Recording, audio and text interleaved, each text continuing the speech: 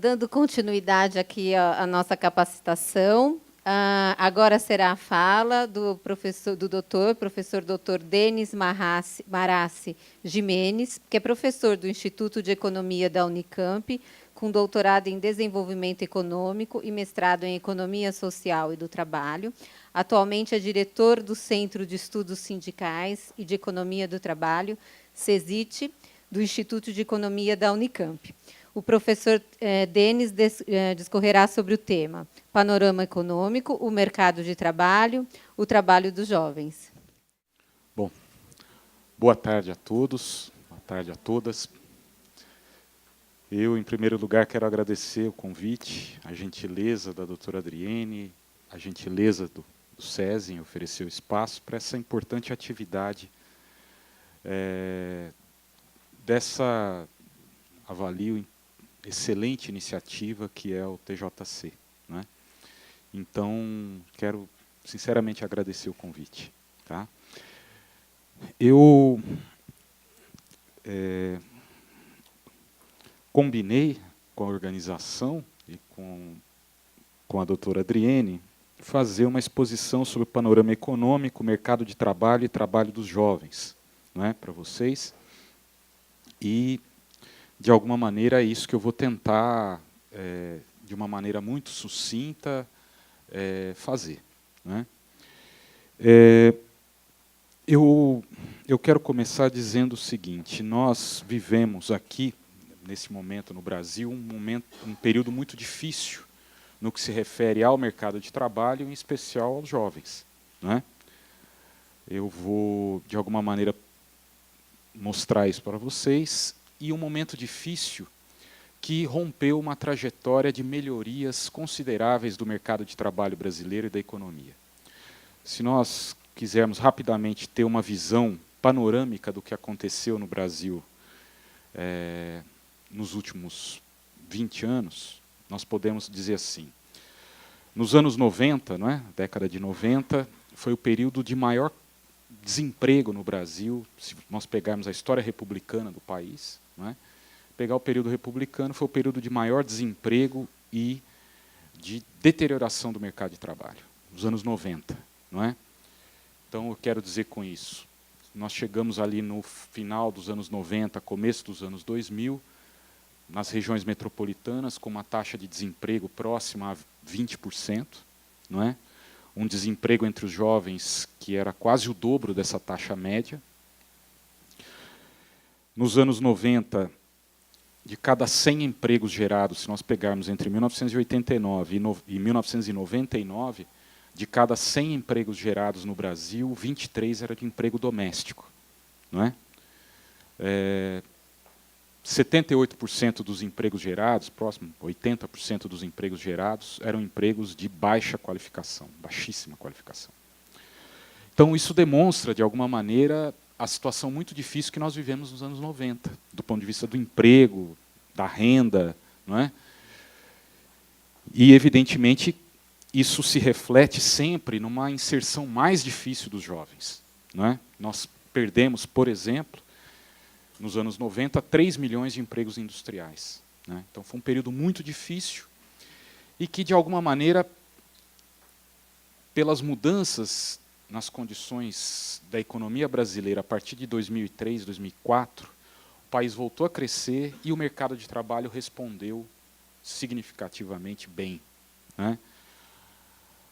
Nós chegamos, então, se a gente pega o período 2004, né, que é um momento de ruptura nesse padrão, 2004 até 2014, nós reduzimos brutalmente a taxa de desemprego, ela chegou ao ponto mais baixo, a 4,9% de desemprego, com o crescimento da renda, crescimento do salário mínimo, expansão de ocupações importantes no país. Nós chegamos, por exemplo, em 1999, ao ponto, digamos, ao ponto mais baixo de assalariamento com carteira assinada no Brasil, em 99. Depois isso foi melhorando e nós chegamos em 2014 com quase 60% dos ocupados com carteira de trabalho assinada. Né? que aproxima a situação do final dos anos 70. Né? O momento onde nós tivemos a maior proporção de assalariados com carteira de trabalho no Brasil foi em 1980. Né? E nós conseguimos, depois desses avanços entre 2004 e 2014, nós conseguimos voltar ao que era em 1980, depois de piorar nos anos 80 e nos anos 90. Então, só para vocês terem uma ideia, quer dizer, e que não era um ponto bom, ter 60% dos ocupados com carteira de trabalho assinada significa que você tem 40% que não tem. Né? Era ruim. Então, tudo que melhorou, digamos, nesses 10 anos, foi para voltar ao que era ruim nos anos 80. Né? Para vocês olharem o que é o mercado de trabalho brasileiro. De qualquer maneira, melhorou substantivamente o crescimento da renda, em termos reais, isso é importantíssimo para um mercado de trabalho como esse. Houve crescimento real do salário mínimo, o salário mínimo subiu em termos reais, ou seja, acima da inflação nesse período, em torno de 70%, crescimento real do salário mínimo.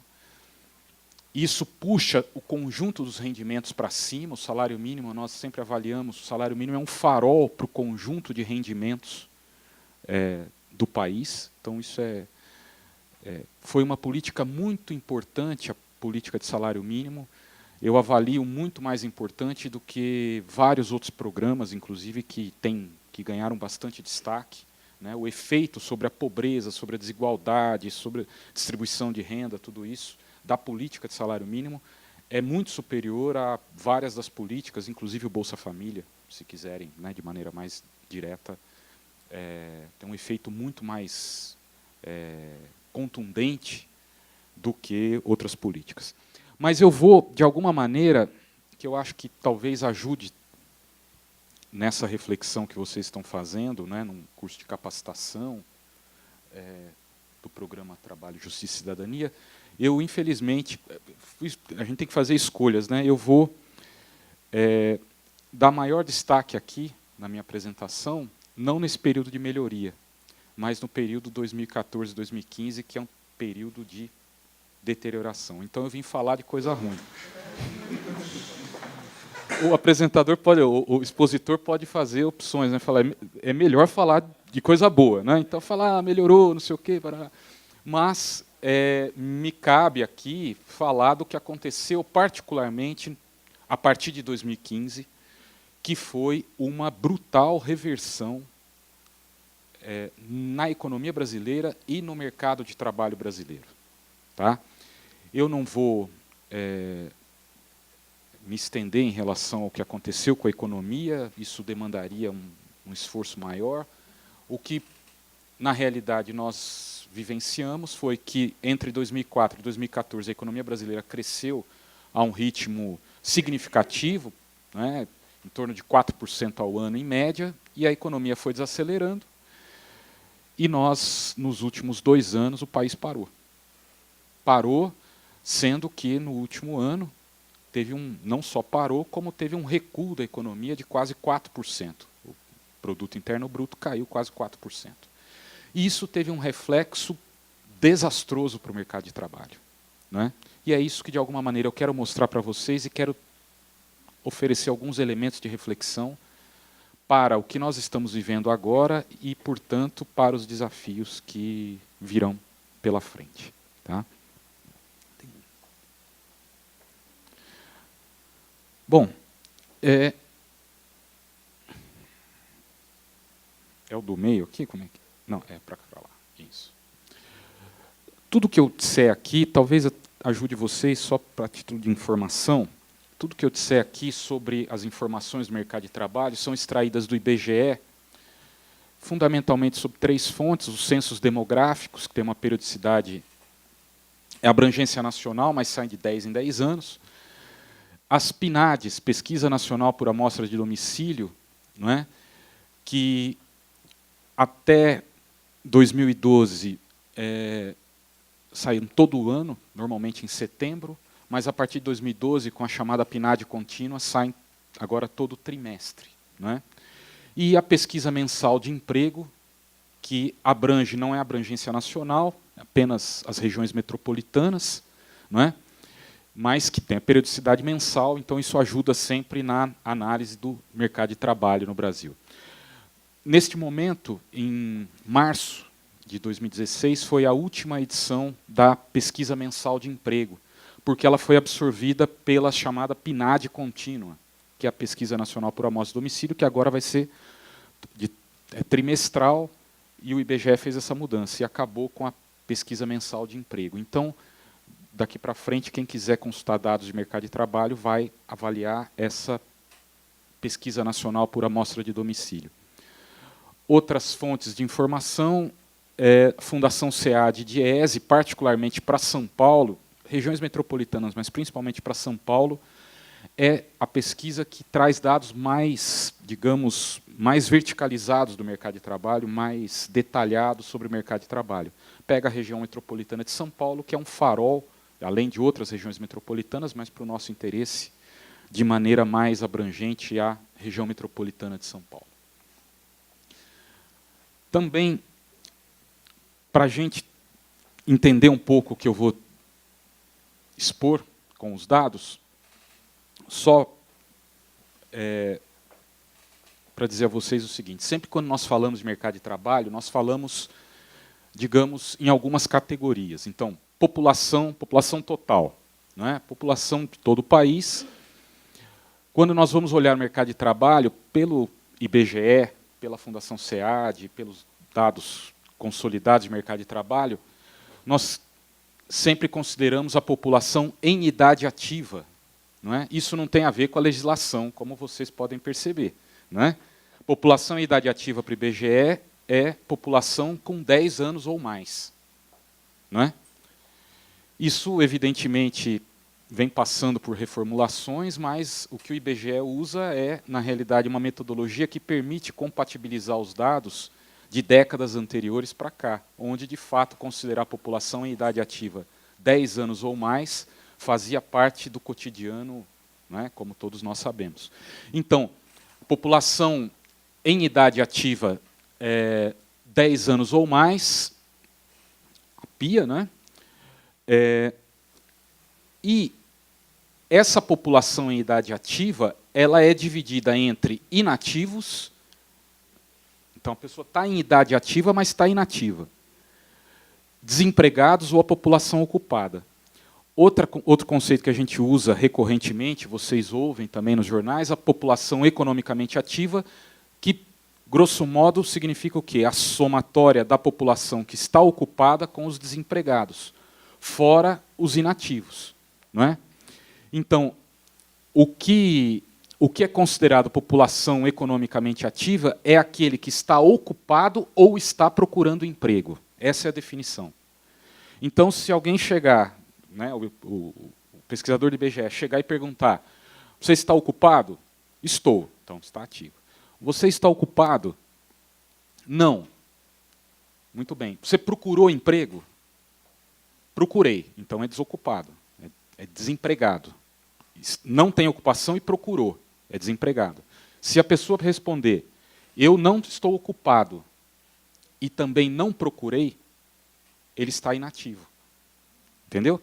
Então, a taxa de atividade para nós é muito importante, porque pode acontecer por vários fatores que a pessoa não está ocupada e também não procurou emprego na semana de referência. E ela sai da estatística, inclusive, de desemprego, certo? Como inativo. Então, é essa relação aqui que nós temos entre população total, população em idade ativa, população economicamente ativa. Tá? Então, vamos um panorama sobre o mercado de trabalho brasileiro. O que é o mercado de trabalho brasileiro? Não é? Então, aqui, eu peguei os dados 2014 e 2015 para a gente olhar que, em outubro, no trimestre, né, da PNAD contínua, trimestre outubro, novembro e dezembro, a população brasileira total estimada, não é, porque é uma amostra, população brasileira total estimada, 204 milhões e meio de habitantes. A população em idade de trabalhar, 164 milhões, 998. Na força de trabalho, então, Uma coisa é, tem idade para trabalhar. Outra coisa, quando a gente fala na força de trabalho, é a população economicamente ativa. 101 milhões, certo? A população ocupada no Brasil, 92 milhões. A população desocupada, 9 milhões de pessoas. E fora da força de trabalho, portanto, que é a diferença, 63 milhões e 600. Não é? Então, se nós olharmos aqui embaixo a taxa de desocupação, 9%, o nível de ocupação, 56% praticamente, e, portanto, a taxa de participação na força de trabalho, ou seja, aqueles que têm condição de trabalhar, não é? E que efetivamente participam da economia, portanto, não são inativos, 61,4%. Tá? Isso, em termos internacionais, comparando com países como, com renda per capita parecida à nossa, é uma taxa de atividade relativamente estabelecida no padrão internacional. Tá? O que eu acho importante destacar, para a gente olhar, portanto, esses grandes números do mercado de trabalho. 204 milhões de pessoas, 101 milhões na força de trabalho, economicamente ativo, 92 milhões de ocupados. Eu acho que é importante destacar isso aqui. Ó. Eu peguei aqui o corte, não com 10 anos, mas pessoas de 14 anos ou mais que estão na força de trabalho, certo? Ou seja, 14 anos ou mais que estão empregados ou procurando emprego. Tá? Na semana de referência, em milhares. O que chama atenção? Em 2015, entraram no mercado de trabalho brasileiro em um ano, portanto, de dezembro de 2014 a dezembro de 2015, 2 milhões de pessoas. Certo? Isso também é um padrão mais ou menos regular. Todo ano no Brasil entram em torno de 2 milhões de pessoas no mercado de trabalho, esse é o padrão. Portanto, se você quiser fazer frente às necessidades do mercado de trabalho no Brasil, você precisa gerar pelo menos 2 milhões de empregos por ano. Certo? 2 milhões de ingressantes na força de trabalho e a ocupação caiu 600 mil pessoas. Então, 600 mil ocupados a menos com o ingresso de 2 milhões no mercado de trabalho. Então, não só você não gerou os 2 milhões de empregos nesse ano de 2015, como perdeu 600 mil empregos. Certo? Aqui eu não estou nem entrando se é emprego com carteira, sem carteira, tá certo? Estou só dizendo, nós perdemos 600 mil ocupações em um ano. Portanto, o que aconteceu foi que em um ano, o ano de 2015, nós produzimos 2,6 milhões de desocupados a mais. O que é um recorde, digamos, se você pegar a série histórica, em um ano foi o ano que a gente mais produziu desempregados na série histórica considerada. Certo? Ou seja, todo o período que eu disse a vocês de crescimento entre 2004 e 2014, que nós fomos melhorando o mercado de trabalho, reduzindo a taxa de desemprego, tudo isso, em um ano nós fizemos, foi um estrago, uma devastação no mercado de trabalho. É isso que aconteceu. 2 milhões e 600 mil desempregados em um ano a gente não tinha visto. É muito interessante a gente olhar porque empregado no setor privado com carteira. Houve uma variação, uma queda, né? Nós tínhamos empregado no setor privado com carteira, 36 milhões, caiu para 35, uma variação de 3% negativa, com uma diferença de 1 milhão de empregos. Empregado no setor privado sem carteira. Vejam que com carteira caiu mais do que o sem carteira. Nós tínhamos 10 milhões e 485, caiu para 10 milhões e 35, caiu 4,3%. A queda percentual é maior do sem carteira, em termos absolutos, menor. Trabalho doméstico, que é interessante a gente olhar, no meio da crise, trabalhador doméstico subiu 4,8%, 5 milhões 981 para 6.265. Emprego no setor público, queda de 2,2%. Empregador, bem menos, né? Mas uma subida de 1,2%, trabalhadores conta própria, isso aqui é sensível para a gente. Uma subida de 5,2%. O que é isso? Interpretando o que está acontecendo no mercado de trabalho. O sujeito perdeu o emprego, foi fazer qualquer coisa. Certo? Isso é sensível no mercado de trabalho brasileiro e é muito importante para a gente entender como é que as pessoas reagem a uma reversão tão drástica do mercado de trabalho como a gente viu. O sujeito não vai morrer de fome, então ele perdeu o emprego, virou conta própria. Um grande economista brasileiro, né, o professor Carlos Lessa, sempre brincava com a gente, foi meu professor da UFRJ, foi presidente do BNDES, tudo. Carlos Lessa brincava assim, é o fenômeno no Brasil de desempregado que vira empresário de si mesmo. E é verdade, não é? Nós conseguimos essa proeza de transformar o desempregado em empresário de si mesmo. Não é?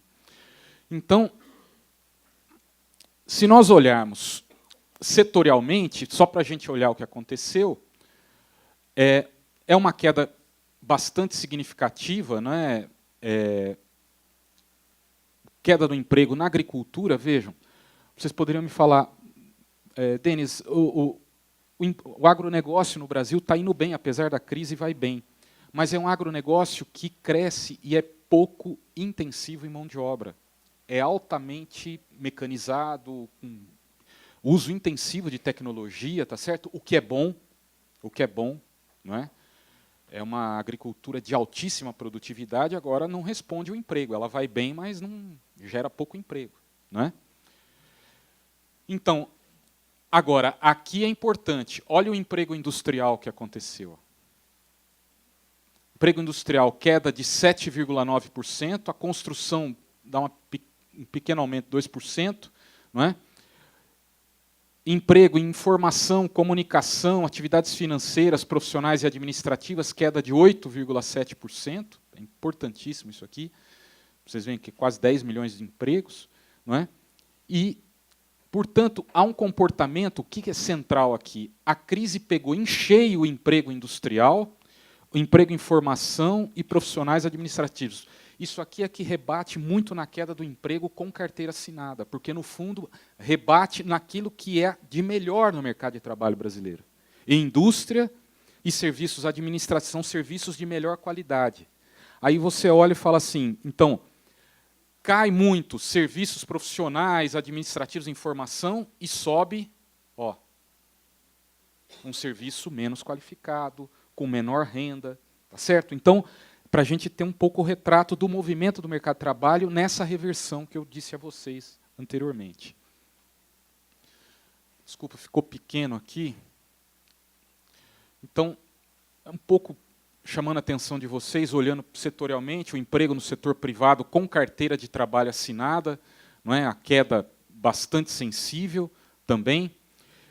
E o que chama a atenção aqui, que eu acho que é importante nós observarmos, né, olhando pelos grupamentos de atividade. Uma variação anual, olha aqui, emprego em comércio, transporte, cai muito forte, está vendo? O rendimento dessas categorias. Não é?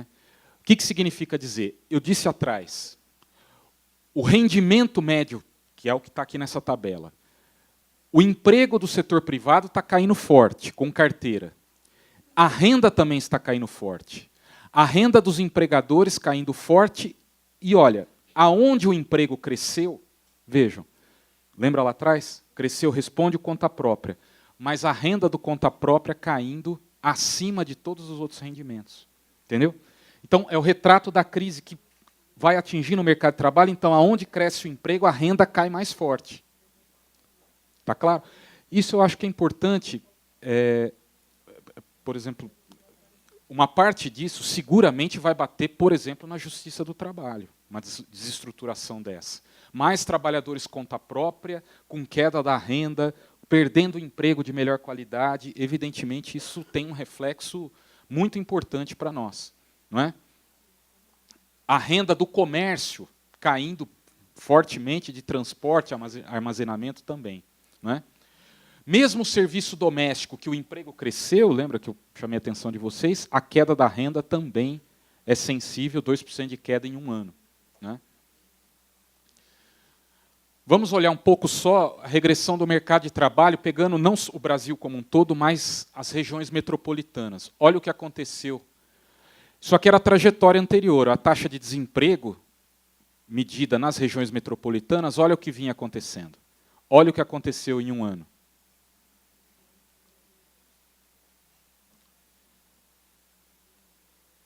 E nesse momento, isso aqui é dezembro de 2015. Não é? Pegando final 2015. Se nós olharmos adiante, a taxa de desemprego está aqui em quase 9% já. Então ela saiu de 4,3% em 2014 para quase 9%, voltando ao que era 2004 em pouco mais de um ano e meio. Vejam a reversão que nós estamos vivendo. Se nós olharmos só nas regiões metropolitanas, foram mais de 660 mil desocupados em um ano.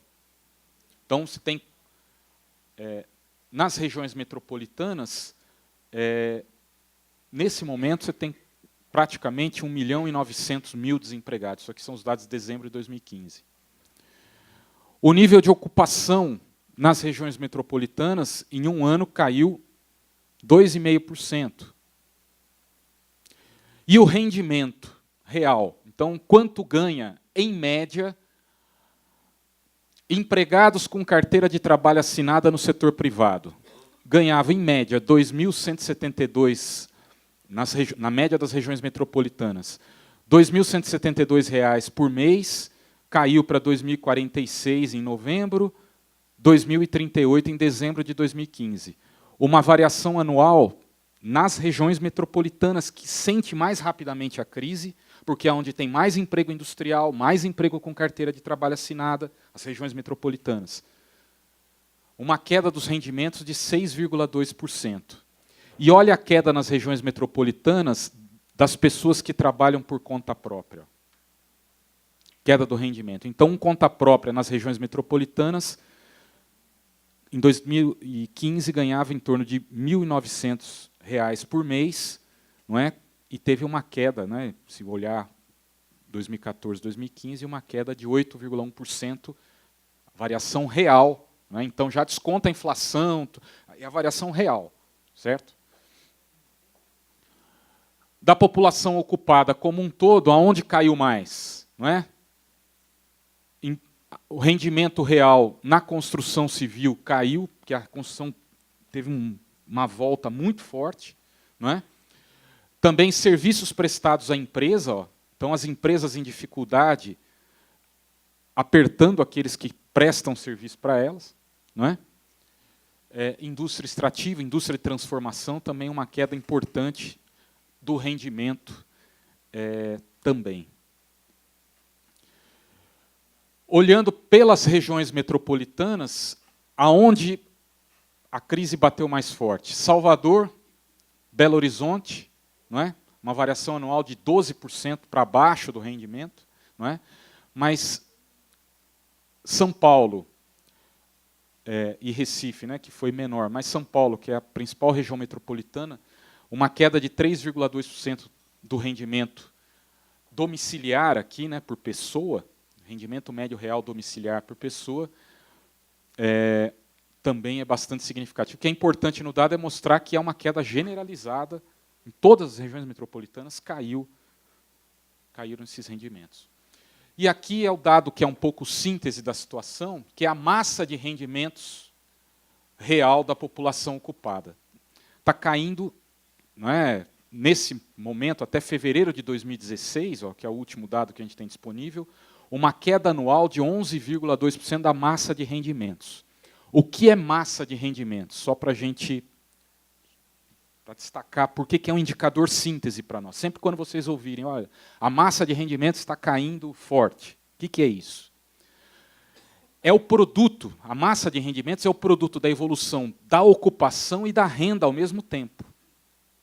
Então, aquele dado que eu mostrei separado, a ocupação está caindo e a renda está caindo, a massa de rendimentos pega os dois ao mesmo tempo. É um indicador síntese. Por quê?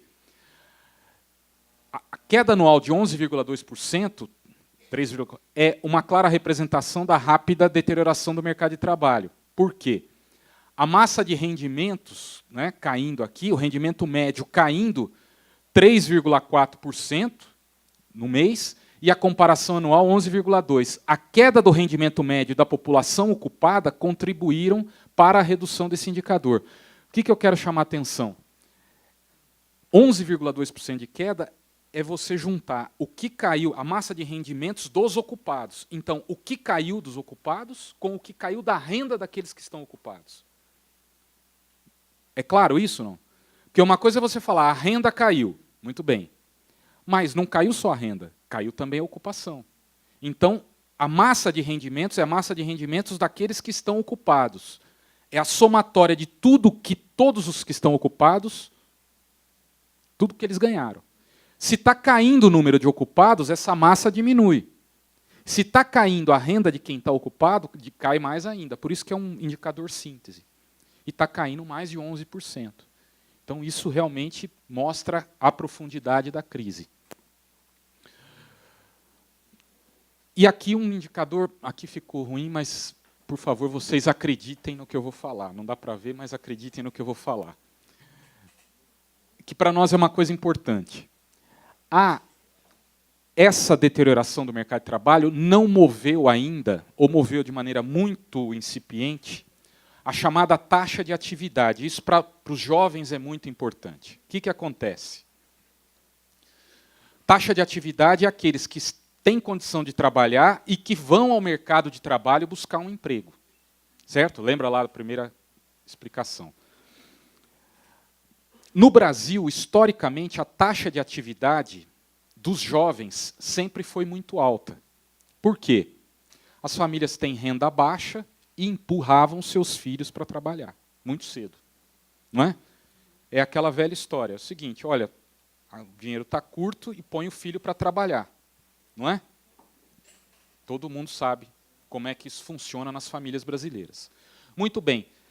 Com a melhoria no período 2004-2014, a taxa de atividade dos jovens foi caindo. Ela ainda é mais alta do que países como a Argentina, como o Uruguai. Não estou nem falando de países ricos, onde os jovens entram muito mais tarde no mercado de trabalho. Mas a taxa de atividade dos jovens vinha caindo e puxando a taxa de atividade média para baixo. Por quê? Como o desemprego caiu muito no período anterior, a renda das famílias subiu, qual foi a reação das famílias? Passaram a ter condição de não empurrar seus filhos precocemente para o mercado de trabalho. Então, o que faz? Segura o filho sem trabalhar e manda para a escola. Então, somado a isso, nós tivemos várias políticas públicas importantes. Ampliação das vagas no ensino médio, ampliação no ensino profissionalizante técnico em nível médio. Não é? Também abertura de vagas, nós tínhamos em 2003 3 milhões de estudantes em nível superior. Hoje nós temos em torno de 8 milhões, 7 milhões e meio.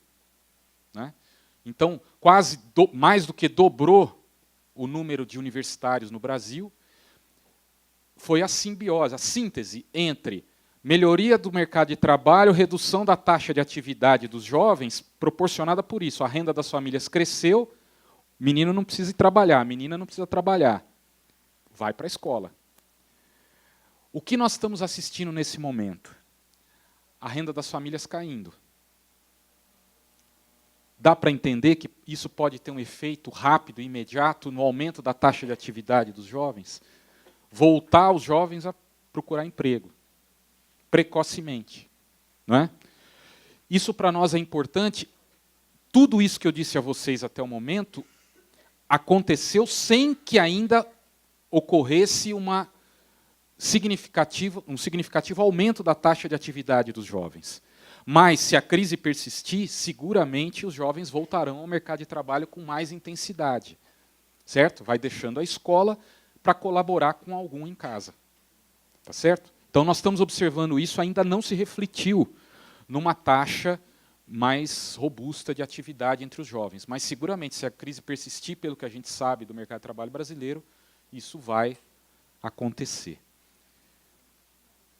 Só olhando para São Paulo, eu peguei aqui esses dados só para a gente ter uma ideia do que está acontecendo mais aproximada, principalmente quando a gente olha para os jovens. Aqui, os dados da Fundação SEAD de IESE.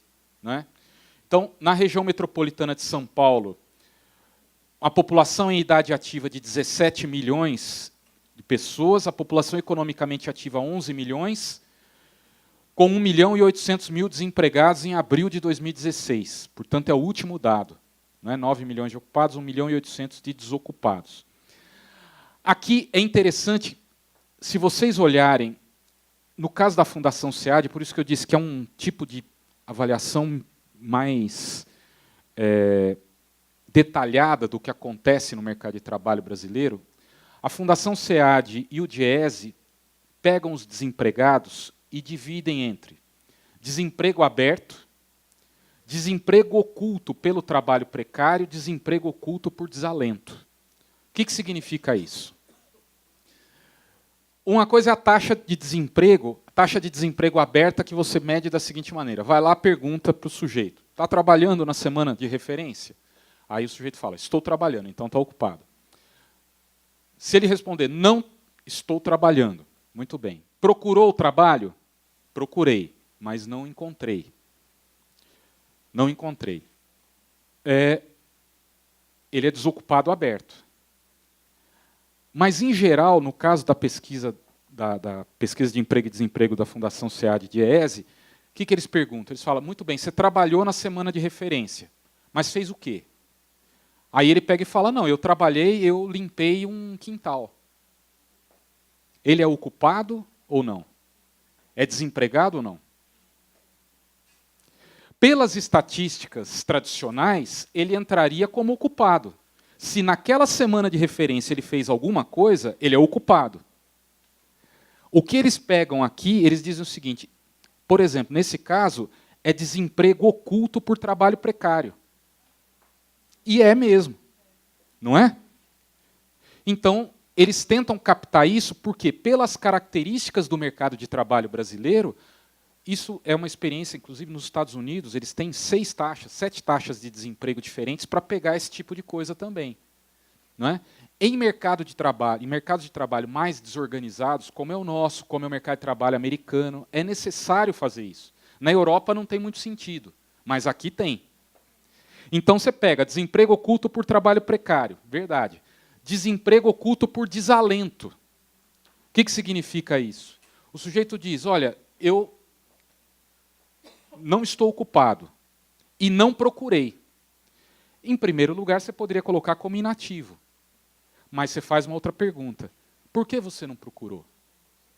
Aí ele diz o seguinte, ele fala, não procurei, por exemplo, que é muito comum numa cidade como São Paulo, não procurei porque eu não tenho dinheiro para procurar. Procurar emprego custa caro numa cidade de São Paulo. Ônibus, comer fora de casa, não é isso? Custa caro procurar emprego. Então, simplesmente, não procurei porque não tenho dinheiro. Não procurei porque desisti. Eu estou há 6 meses desempregado e nessa semana não fui. Desalento. Entendeu? Então, você tem várias maneiras de medir isso. Então, só para efeito de...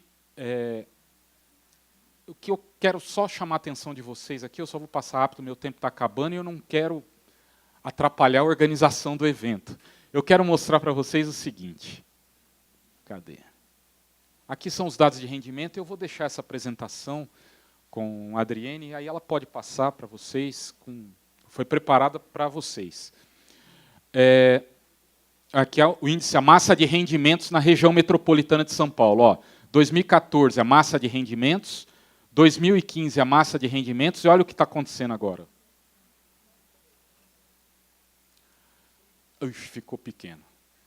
É muito dado, mas só para vocês terem uma ideia. Vocês acreditem. Aqui é a taxa de desemprego por idade, por atributos, né? Homem, mulher, por idade, posição no domicílio, se é chefe de domicílio ou não, isso para nós importa. E aqui, raça, cor, negros e não negros. Mas só o destaque que eu quero dar aqui para vocês é o seguinte, a taxa de desemprego entre jovens com idade entre 16 e 24 anos, certo? Se nós pegarmos a taxa média de desemprego, hoje, na região metropolitana de São Paulo, ela é de 16,8%. Taxa média de desemprego na região metropolitana. Vejam, ela era, em maio de 2015, 12%, 12,9%. Agora foi para 16,8%. Só que a taxa de desemprego entre 16 e 24 é de 36%. Portanto, ela é mais do que o dobro da taxa média. Então, isso é comum, a taxa de desemprego entre os jovens ser mais alta? Normalmente é.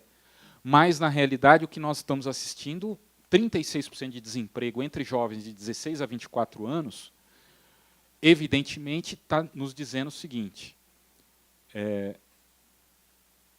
a dificuldade de entrar no mercado de trabalho para um jovem nesse momento aumentou violentamente. Nós temos que ter consciência disso, inclusive para fazer política pública de inserção dos jovens no mercado de trabalho. A economia vai mal, o mercado de trabalho em regressão.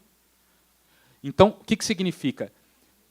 Você pode pensar o seguinte, olha, provavelmente, até pela queda da renda das famílias, os jovens tentarão entrar mais no mercado de trabalho para compor a renda e vão encontrar a porta fechada. Certo? Isso para nós é importante. Olha aqui. Do total de desempregados na região metropolitana de São Paulo, 42% do total de desempregados, ou quase 800 mil desempregados, 42% tinham entre 16 e 24. Certo? Isso é interessante, porque se nós olharmos, os jovens de 16 a 24 pesam 15% dos ocupados. Perdão, da população economicamente ativa. 15% da população economicamente ativa e 42% do desemprego. Vejam como é um problema, né? E eu só, então, pensando nisso, e aí concluo mesmo, meu tempo já está estourado. Eu disse a vocês, há 2 anos atrás, quando a gente ia falar sobre mercado de trabalho, normalmente a gente vinha falar de coisa boa. Mas, infelizmente, é importante a gente olhar esses dados muito de frente para entender a importância de, rapidamente, nós encontrarmos uma saída para o país voltar a crescer, para a gente conseguir gerar emprego, porque uma crise econômica como nós estamos vivendo, com uma crise política de grande profundidade, tem um potencial de se transformar numa crise social também significativa. Certo? Qualquer um que olhe os dados e entende o que é o Brasil, pode imaginar, por exemplo, a periferia das grandes cidades, a periferia de uma cidade como Campinas, o drama das famílias com jovens desempregados, etc, etc, etc. Tá certo? Então, é isso que eu tinha a dizer, e eu agradeço, também fico à disposição para questões.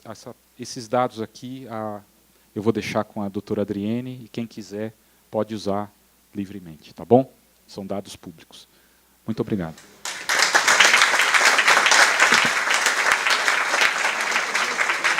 Muito obrigada, professor Denis. Foi ótima a palestra. Vai nos levar, com certeza, à reflexão. Que medo. E alguém gostaria de fazer alguma pergunta? Tem perguntas? Pode sim. Era bom deixar. Tem mais um microfone? Será que está... Som.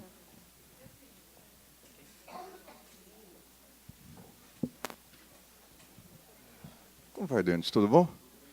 Não te vejo há 15 anos. 15 anos. Eu fui seu aluno quando você ainda era PED. Já vai denunciando a idade, né? 15 anos. Fui seu aluno há 15 anos. Mas você ainda não era professor efetivo, era PED. Então já aliviou, começo de carreira, era jovem professor. Você lembra da turma da Rita? Faz tempo. A ideia é que a gente leve... e parabéns, você continua super didático, tanto quanto sempre. Então, tá bom, a gente estava comentando aqui o quanto que foi claro e fácil entender. A ideia é que a gente leve isso aqui para a escola, e com certeza eu vou trazer isso aqui para a aula de Sociologia. a pergunta a preocupação que eu tenho, que é mesmo que os alunos vão ter e vão me perguntar, então vou pedir sua ajuda para conseguir dar alguma ideia, para não ter esse aprofundamento da crise social, mais ainda da política e da econômica, com certeza os alunos vão perguntar, e aí, professor, mas qual é a saída, o que a gente pode apostar? Se eu for pegar naquilo que você colocou, a partir do primeiro, a gente tem uma melhora a partir do primeiro governo do PT, o segundo e o terceiro vai tudo crescendo bem, e no quarto governo tem essa queda. A gente tem uma coincidência lá por 2003 de uma mudança na política econômica, ela deixar de ser tão ortodoxa, adotar um pouco de heterodoxia, começou a colocar um pouco de Keynes ali no meio e tal. O governo passa a gastar mais, passa a estimular esse emprego, e, ao mesmo tempo, a gente tem um cenário internacional mais positivo. Agora, de 2014 para cá, 2015 para cá, que tem esse problema, o governo passou a gastar muito menos, a investir menos, até por conta da responsabilidade fiscal, essa preocupação grande, e, ao mesmo tempo, a gente pode ter sentido mais tardiamente os efeitos da crise 2008, a crise internacional. Então, como a gente tem uma coincidência no começo do governo de, lá em 2003, cenário internacional positivo, por exemplo, aumento do preço de commodities e tal, e, ao mesmo tempo, a gente tem um aumento do gasto público. Hoje, a gente tem uma queda do preço da commodity, você tem uma crise internacional e um governo que gasta menos. Eu vou poder culpar mais a mudança da política econômica nossa ou como reflexo do que vem de fora? Dá para botar a culpa maior em alguém? Obrigado.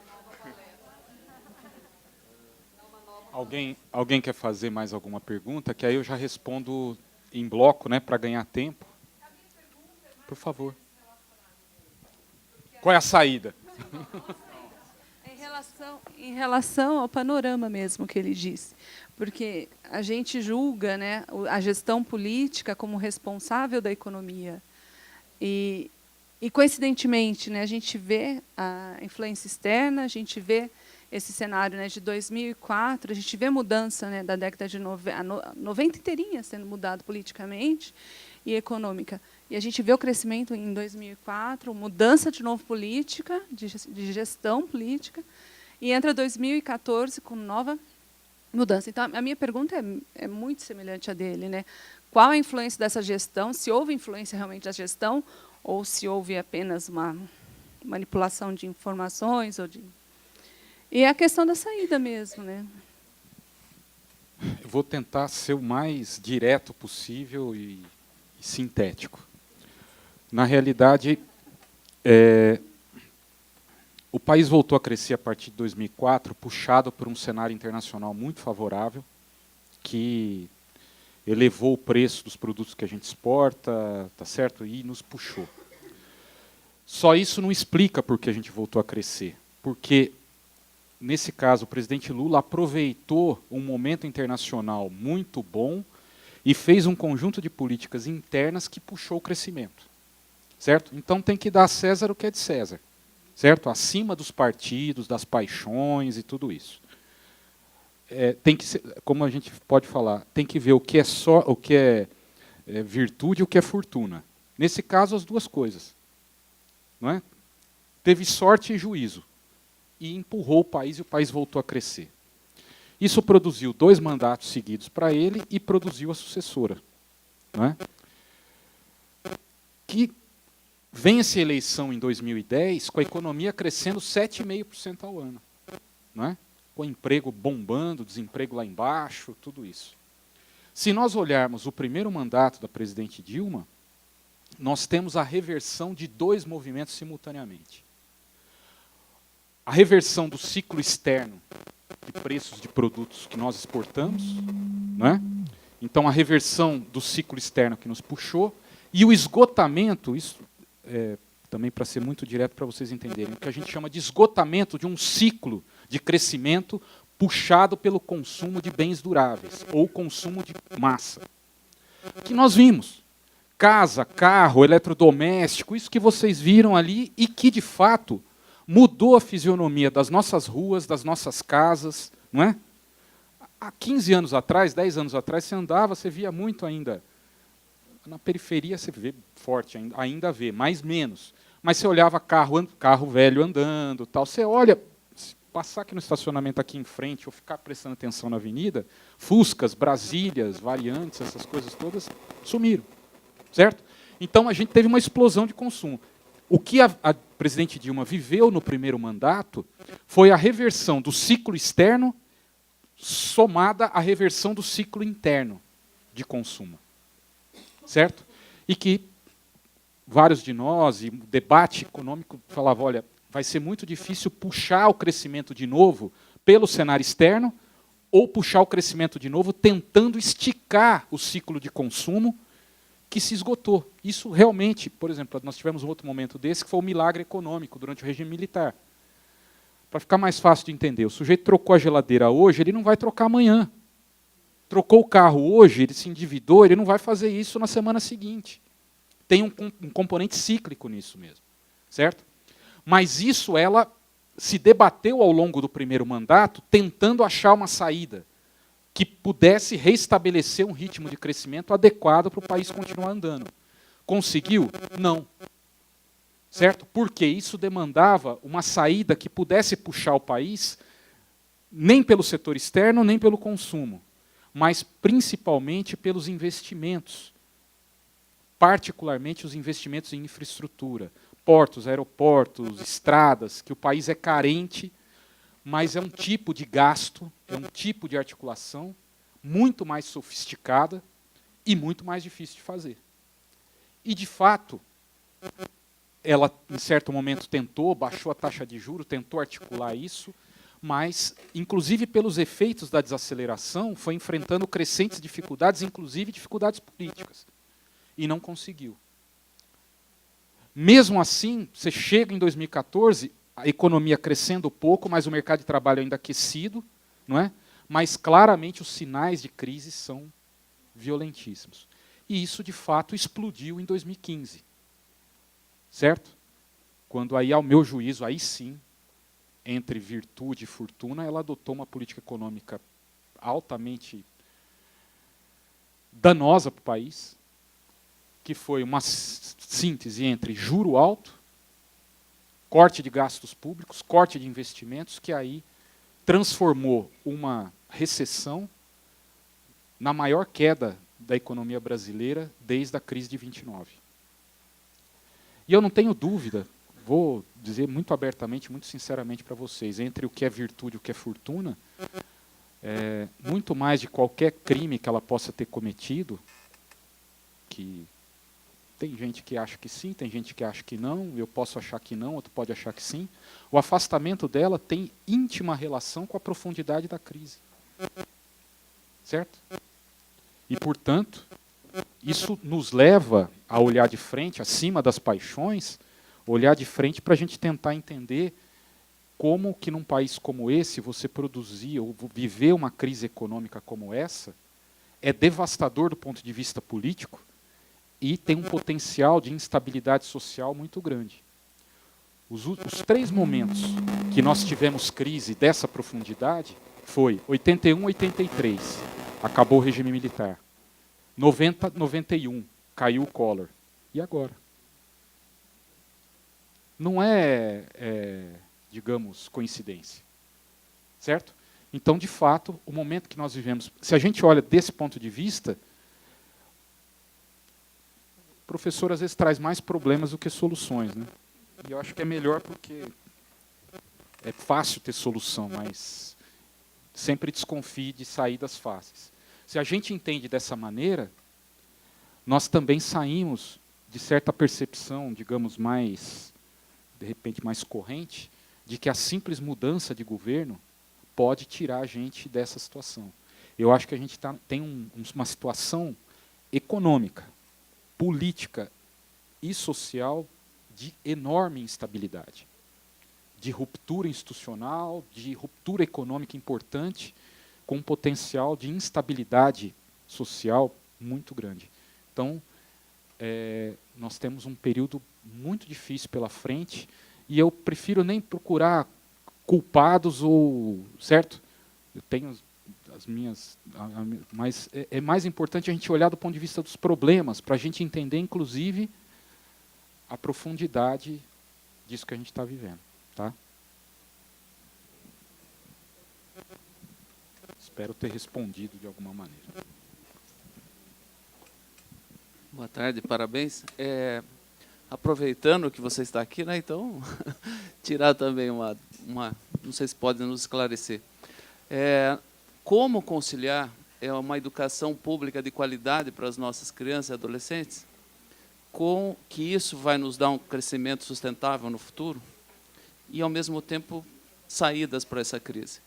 Porque nós sabemos que a Coreia do Sul fez uma opção pela educação na década de 70 e hoje é um país com crescimento, né, sem grandes problemas sociais.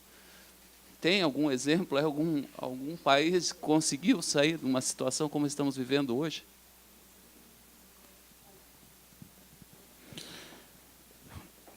Olha, nós saímos de situações difíceis em outros momentos históricos e outros países também.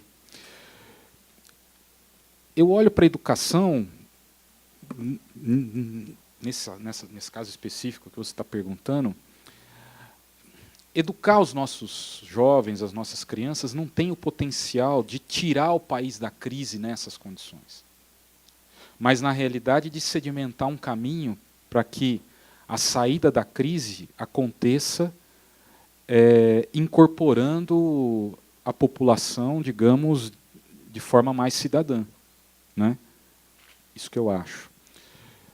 De qualquer maneira, por exemplo, eu acho que seria importantíssimo, nesse momento, você fazer um pacote. Pacote ficou uma palavra meio maldita, mas é mais ou menos isso. Fazer um pacote de investimentos públicos, por exemplo, que pudesse contemplar a área social. Então, não é razoável imaginar que, num momento desse, você venda à população que a saída para a crise é cortar gastos na saúde, é cortar gastos na educação, é cortar gastos na previdência. Isso não tem potencial para tirar a gente da crise. Ao contrário, tem um efeito procíclico. Provavelmente isso vai piorar a situação. Piora a situação e deixa os cidadãos mais desprotegidos. Certo? Então, é uma saída altamente regressiva. Então, pensando do outro lado, por exemplo, não poderíamos avançar, por exemplo, na discussão de um programa de sustentação e de ampliação da educação básica no país? Não vou nem falar em defesa da universidade nesse momento. Tudo bem, não é a universidade, não sei o que, tal. Vamos, uma coisa de educação básica no país? Vamos ampliar o programa Saúde da Família? Solta o gasto nisso. Isso tem efeito imediato. Não é? A economia está caindo, consumo das famílias caindo. Você vai cortar recursos da Previdência? Não é? Você tem milhares de pessoas que vivem e dependem dos recursos da Previdência no Brasil e tem uma propensão ao consumo enorme. Você dá o dinheiro para um aposentado no Nordeste, aquilo tudo vira consumo imediatamente. Você vai cortar isso?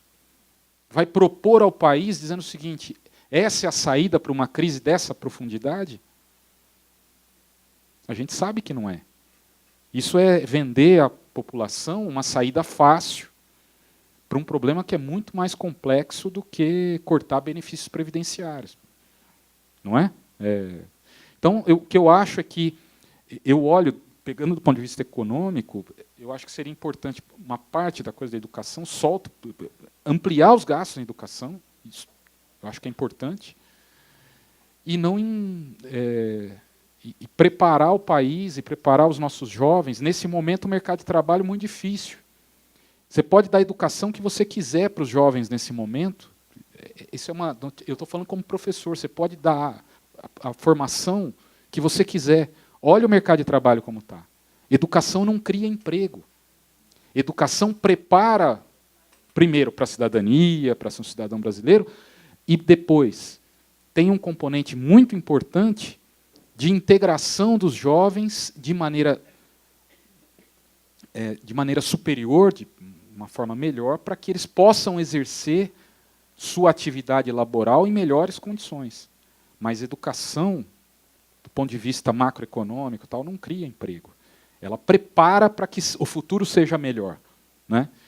O que cria emprego? O gasto em educação, isso cria emprego. Na construção civil, emprego para professor, emprego, isso sim. Mas não é um efeito imediato. Educa mais o sujeito, que isso vai fazer o empresário, basta pensar, o empresário não decide se vai montar uma fábrica ou não, pensando se os jovens ou as pessoas têm mais educação ou não. O Brasil é o maior exemplo disso. Nós industrializamos o país, socialmente isso é horrível, mas nós industrializamos o país com um país de analfabetos. Não foi isso que nós fizemos? Que o Getúlio fez desde os anos 30? Do ponto de vista social, evidentemente, problemas graves e tudo mais, foi possível. Não impediu. Não é? Então, é mais ou menos isso. Eu acho que tem mais um caráter de projetar o futuro do que... Né?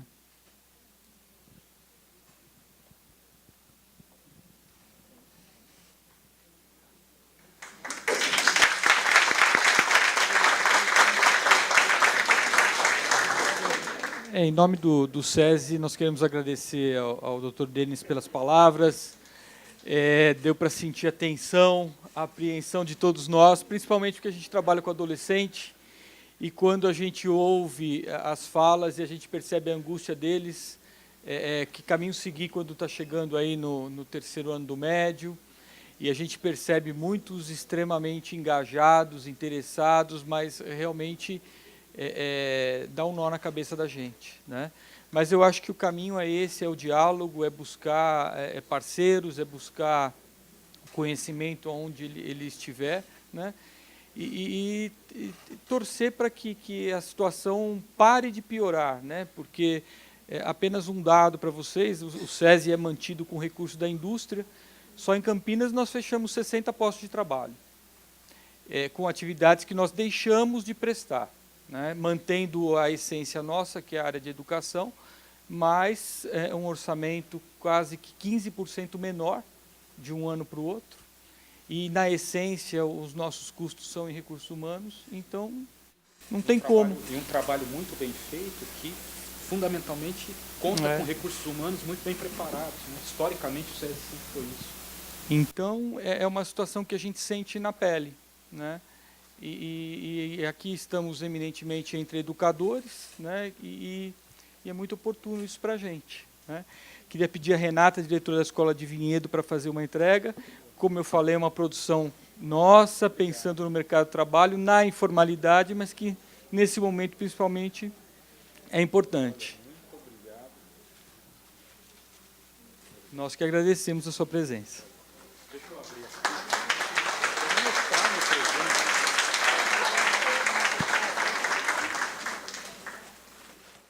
Agora nós faremos um rápido intervalo de uns 15 minutinhos, tá bom? E depois vamos todos voltar aqui a esta mesma sala, tá? Obrigada.